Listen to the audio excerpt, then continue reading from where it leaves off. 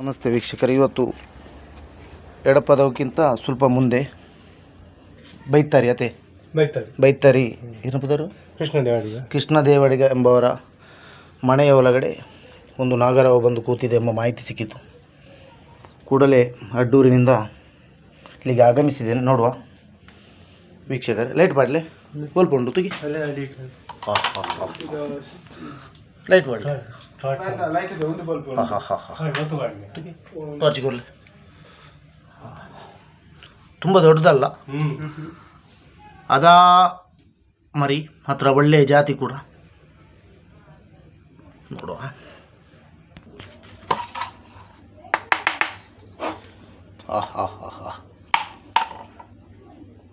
ದಾಯ ಬೈದಡಿಗೆ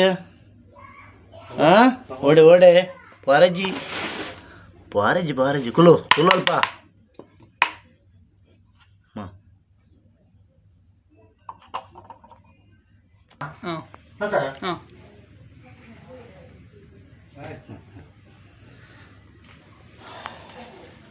i ten ಬಾಯ ಪಿರ ಪಿರ ಪುನಃ ಗೋಣಿ ಒಳ್ಳೆ ಡಬ್ಬ ಉಂಡತ್ತೆ.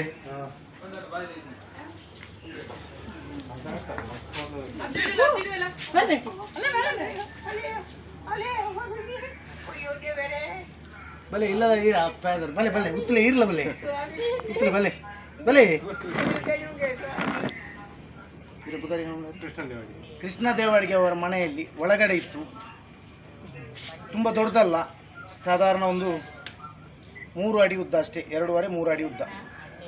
ಇದು ನನ್ನ ಇತಿಹಾಸದಲ್ಲೇ 328ನೇ ನಾಗರವಾಗಿದೆ.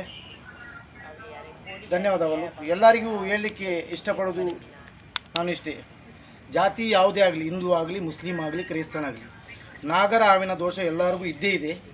ಅದನ್ನು ಸುರಕ್ಷಿತವಾಗಿ ಹಿಡಿದು ಅರಣ್ಯ ಇಲಾಖೆ ಅಥವಾ ದೂರದ ಗುಡ್ಡ ಪ್ರದೇಶಕ್ಕೆ ಬಿಡುವುದೇ ನಮ್ಮ ನಿಮ್ಮೆಲ್ಲರ ಕರ್ತವ್ಯವಾಗಿದೆ. Thank you. ನೀವು ಫೋನ್ ಮಾಡಿದ್ದಕ್ಕೂ ಕೂಡ ನಿಮಗೂ ಕೂಡ ಧನ್ಯವಾದಗಳು. ಥ್ಯಾಂಕ್ಸ್. ಬಾಯ್ ಕೊಡಲ